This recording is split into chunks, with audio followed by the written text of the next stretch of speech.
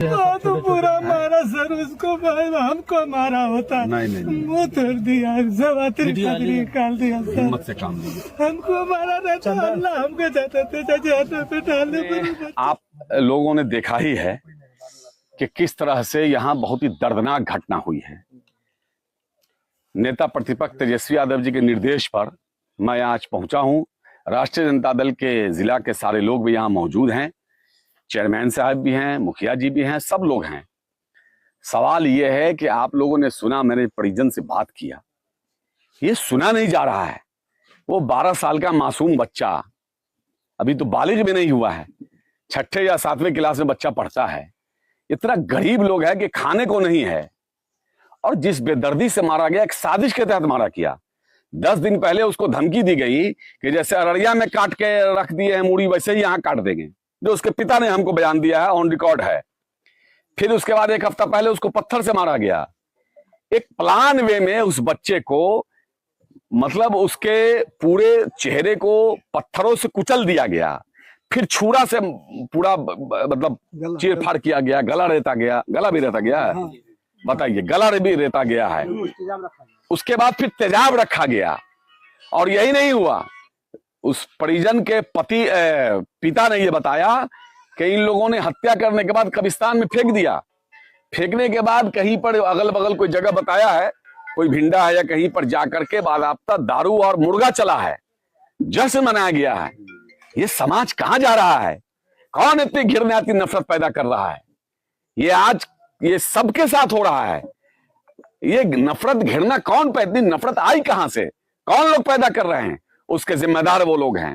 बताइए, इतनी निर्मम हत्या के बाद वो जश्न मना रहा है, और वो बचा हुआ कैसे, भागा हुआ कैसे है?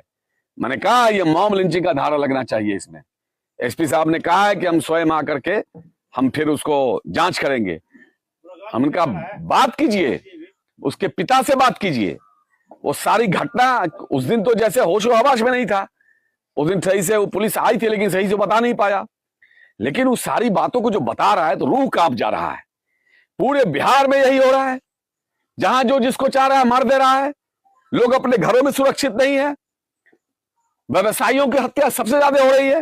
मैं गया था, हमारा मुजफ्फरपुर घर के सामने मार दिया, अब पूरा झोला छीन लिया। सरहदीपुर में मार दिया है, पूर्णिया हो भागलपुर, अधिकारियों को घुस के चैम्बर में मार दे रहा है।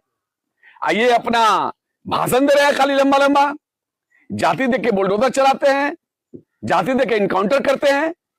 तो सवाल यह है कि सरकार पूरी तरह से मस्त है, ये अहंकार में चूर है, बिहार सरकार के खजाने को लूटने में मस्त है ये।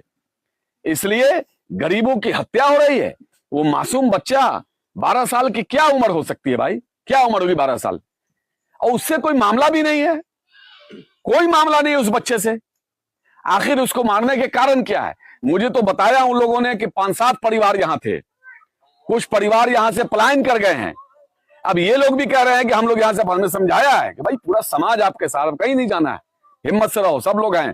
राष्ट्रीय जनता दल अंतिम पायदान तक जो मजलूम हैं उन सारे लोगों की लड़ाई लड़ती है, आपकी लड़ाई भी लड़ेगी। हम लोगों ने उनको समझाने का काम किया, आपको कहीं जाने की जरूरत नहीं। समाज के सारे लोग यहाँ के कहा कि नहीं हम लोग हैं, आपको कहीं जाना नहीं। लेकिन ये कितनी दुख की बात है कि कोई अपने बाप दादा के जैसे पलायन कर रहा है। कुछ लोग पलायन कर गए, बच्चे वो पलायन करने जा रहे हैं। ये कितने शर्म की बात है इस सरकार के लिए और समाज के लिए।